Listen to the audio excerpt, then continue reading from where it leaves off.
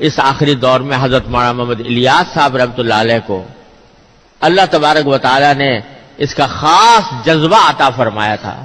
سینے میں ان کے اللہ تعالیٰ نے ایک آگ بھر دی تھی. اس کے نتیجے میں اللہ تعالیٰ نے تبلیغی جماعت وجود میں اللہ تبارک و تعالیٰ لائے، اور الحمدللہ 4 دانگ عالم میں دنیا کے چپے چپے پر اللہ تبارک و تعالیٰ کے دین کا پیغام اس نے پھیلایا ہے، پہنچایا ہے. الحمدللہ وہ اس کام میں لگی ہوئی ہے. تو میں تو یہ سمجھتا ہوں کہ عام مسلمانوں کے لیے اس وقت اس فریضے میں شامل ہونے کا بہترین راستہ یہ ہے. بعض لوگ تنقیدیں بھی کرتے ہیں، فلاں خرابی ہے، فلاں کمزوری ہے، فلاں باتیں ہیں.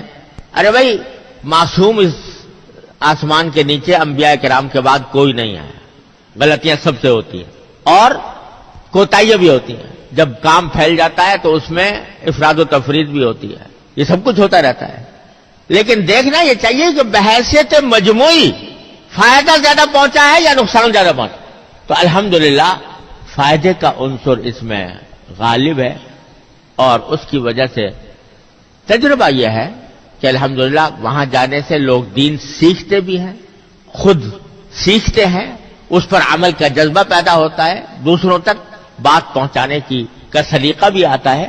تو عام مسلمانوں کے لیے میں سمجھتا ہوں کہ اس کام سے اس وقت تعلق رکھنا اپنے دین کے تحفظ کے لیے اور سورہ عصر کی اس ہدایت پر عمل کرتے ہوئے نہایت مفید اور نہایت ضروری ہے. اللہ تبارک